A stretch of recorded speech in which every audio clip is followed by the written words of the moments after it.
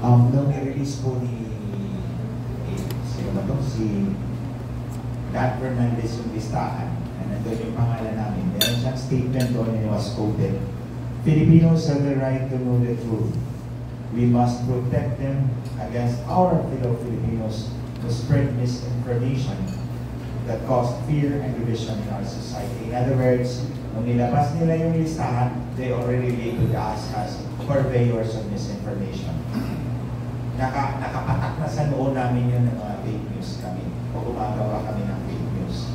And that's why we are here, because we want to tell the world that we are not. Hindi kami funded by Pogos, hindi kami funded by drug lords.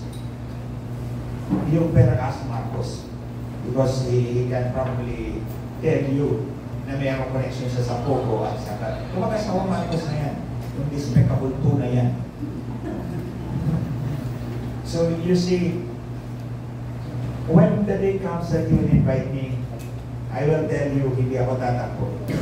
I don't run from a fight, I will begin. Pero ito ang sasabihin ko sa inyo, members of this CARICOM. I will bring documents and allow me to speak. Because even if that is the inconvenient truth, that is the truth. Lahat kami rito, hindi namin alam kung paano gumawa ng fake news. We only tell what's the truth, even if it is inconvenient to those who are in power. So mga kababayan, tandaan po ninyo, tingnan po ninyo, pag pumunta po kami doon, inaladkad kami doon, you see how they will treat us. Observe, tingnan ninyo how they will treat us. How they will disrespect us. How they will remove our dignity. Kasi kung gagawin nila yan sa amin, gagawin din nila yan sa inyong lahat. 120 million Filipinos. Ginagawa kaming example to instill fear sa lahat ng Pilipino para manaig sila and they will remain in power for as long as they want. That's how hungry they are. Ganyan sila kaganit, ganyan sila uhaw sa kapangyarihan. All of them. Kaya tandaan po ninyo mga kababayan, ito kami, nandito kami sa harap ninyo. We are not afraid to fight. In fact, dati, kanya-kanya kaming diskarte. Now, they banded us together. Yes. And we will speak with one voice. A voice that will reach in every Filipino's mind. We will fight and we will win.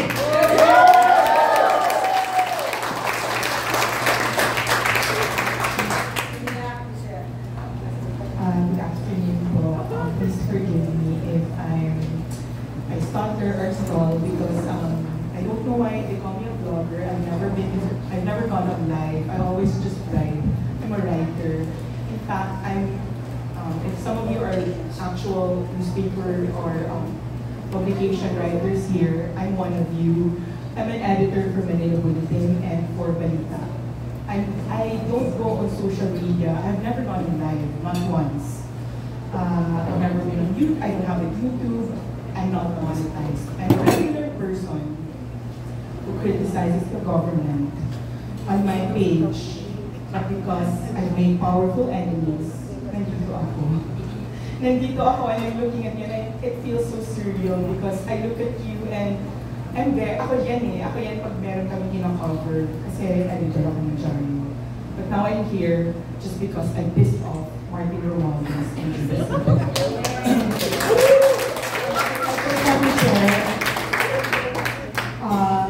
I've been writing. I've been politically aware ever since Typhoon Yolanda hit my province of Leyte. But nobody has ever, and I'm just writing my thoughts because Facebook says what's on your mind.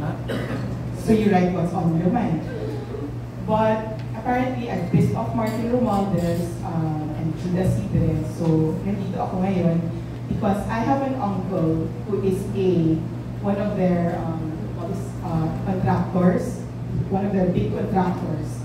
Tapos matagal na akong sinasabihan, tumigil ka na, bumabangga ka sa pader. And the more they tell me that, the more I realize, parang ba't mo ako papatigilin? Wala, kung may problema kayo sa sinasabi ko at mali, then sue me. You have legal remedies.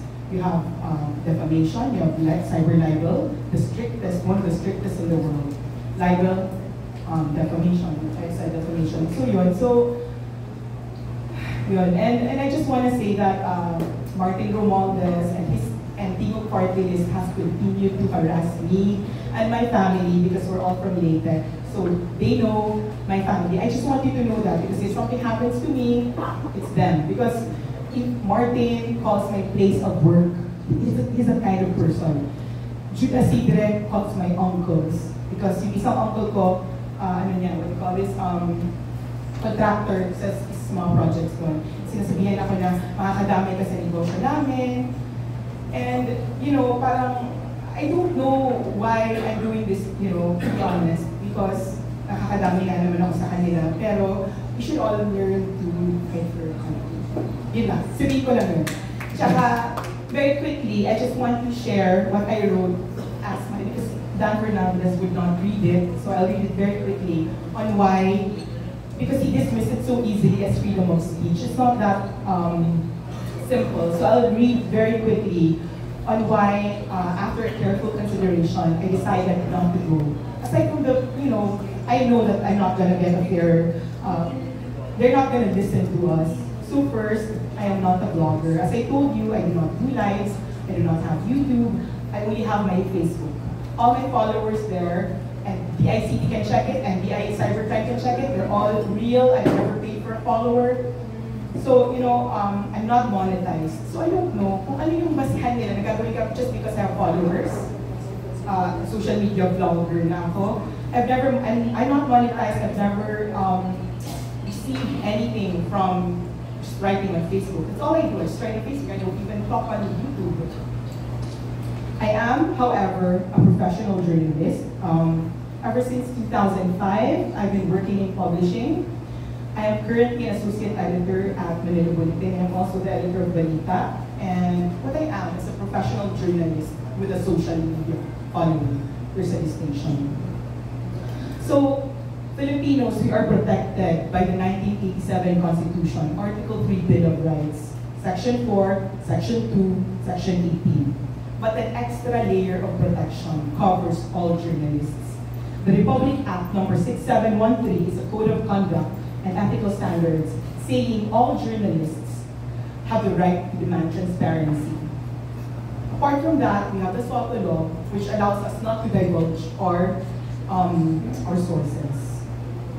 So with all due respect to the HOR, I would like to say that an inquiry whose aim is to regulate social media is unconstitutional. The reason I did not go is I do not support, cannot tolerate, and will fight against the idea of Muslim free speech. If I appear before Congress, it's like me legitimizing them wanting to regulate us. So I did not appear. Because government interference is a no-no and should not be allowed in the area of free speech. Free speech na nga lang ang meron tayo. Yun na lang ang meron tayo against the abuses of their power. Tatanggalin pa nila, sasabihin nila fake news. Kung fake news, kasuhan nyo kami. Meron namang, we have legal remedies for those. So I would also like to remind the House of Representatives that power is not forever. The legislation we want to enact now, that whatever you do now, somebody will do to you when you're no longer in power. So be careful how you treat us, because you will be treated like this when somebody else, because I'm sure it will not be you, will be in power the next time. I also take very deep offense that Representative Barbers said that he would invite narco vloggers, pogo vloggers, and fake news spreaders in the hearing, which he has repeatedly said, not just in the halls of Congress, but also in various interviews by media, which done in his home is not covered by his parliamentary immunity. Hindi siya parliamentary immune from saying na narco vloggers kami. Dahil sinabi niya yun during his interview with TV stations. He has already pre-accused those who are invited now as narco and pogo vloggers.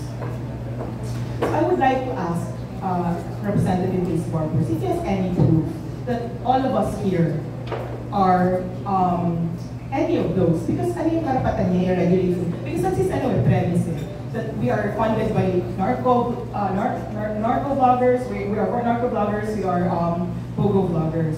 So in this regard, we will, if he forces us, petition the court for habeas data so that the Congress will be compelled to release any document that show why suddenly he is accusing us of being narco and pogo vloggers. This is damaging to us as Filipinos, as private citizens, and me personally as a newspaper editor, because I've been working for 20 years and not once have I ever been sued by anyone. So, even during the time of Duterte, when I was fighting with people on social media, it was so easy to sue, But I was never sued because I know, hindi ako nag-aral para maging fake news spreader. So, so the term fake news spreader is used liberally by people to diminish the opinions of those they do not agree with. So that's what they're doing now. As for challenging, as for calling us narco vloggers, I am willing, as I am sure everyone here, to undergo drug tests alongside all the public officials. We pay with our taxes. We pay them with our taxes. We have a right to ask them to undergo. Narco vloggers, alam ang narco vloggers kasi hindi kami nagda-drugs. So let's all take drug tests together. Kasi narco vloggers kasi Okay, so as I said, we have legal remedies already provided by the courts. And these remedies are available both to me, a simple Filipino, and to them. Hindi lang kami ang may karapatan mag-sue ng slander or defamation, sila din. Fake news via libel, detaining someone, even a public official, can get you sued with defamation. Our cyber libel law is one of the strictest in the world. We have the Revised Penal Code and Cybercrime Prevention Act of 2012. So all these laws are provided for citizens. Whether you can use it, they can use it. Hindi lang naman dahil Congressman si Trilon sued a journalist, so and he won. So it's not as if Ace Barbers cannot sue someone. It's not as if Martin Romualdez cannot sue someone. It's been done before. We could be sued. A congressman could sue someone. So why are they not using it? Bakit ipapatawag kami? Parang dun sa HOR, para magawa nila yung gusto nila. It's not a level playing field. We're not going. Hindi naman kami tanga na pupunta kami doon. Tapos gagawin nilang gusto nila sa amin. Gusto nilang gulo. Gusto nilang dito, sa labas. And then, if gusto nyo talaga kami matawag, hindi namin ibigay yung sarili namin easily. You will go through legal hoops to get us. Hindi kami tanga, hindi kami aso, na pupunta kami sa HR kasi pinatawag nyo kami. Kung gusto nyo kami kunin, makukuha nyo kami, pero paghihirapan nyo. And malalaman ng buong mundo kung anong ginagawa nyo. We will not allow it. Hindi kami ignorante, we know our rights. And then another one, I'll wrap this up quickly. I have not spoken in many years.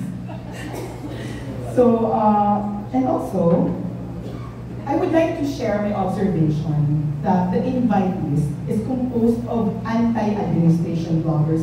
They have two, token, pro-admin bloggers, dalawa.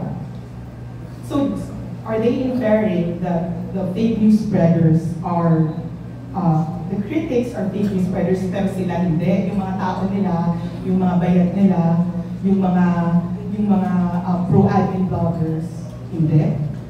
Sila nagsasalita ng masama against kay Duterte, nagsasalita ng masama against kay Sarah, but it's not considered disrespect. But when we do it, it's disrespect. We're not gonna allow parang double standard kasi bayad namin kayo, our taxes are paying for you. Also, another one I'd like to share on a personal note.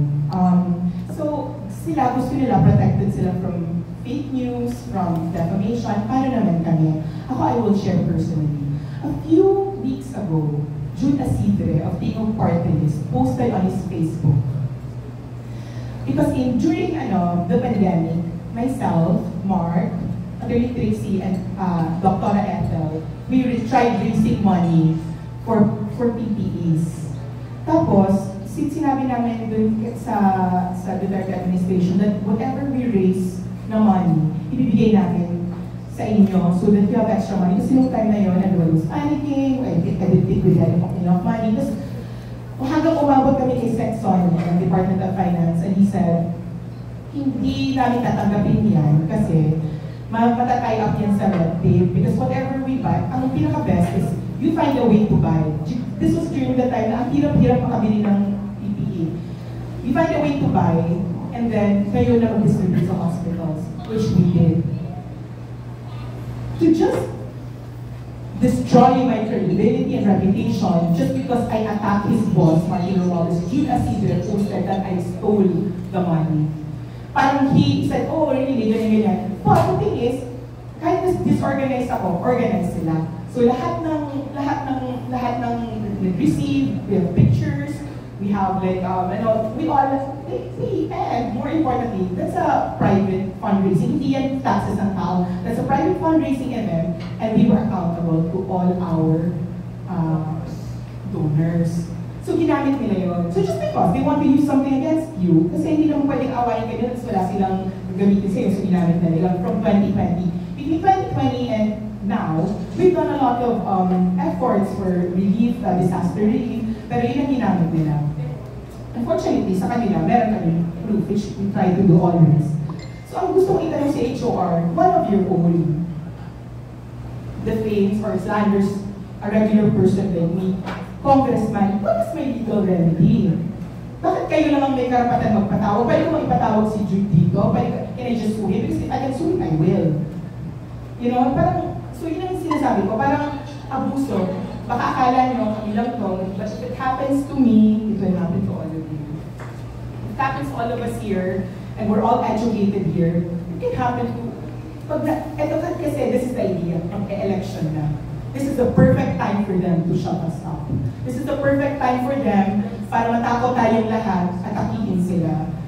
Pero we cannot do that not just for ourselves but for our children. Kasi we cannot allow them to just do whatever they want without them being checked. Kasi sa kanila na lahat eh.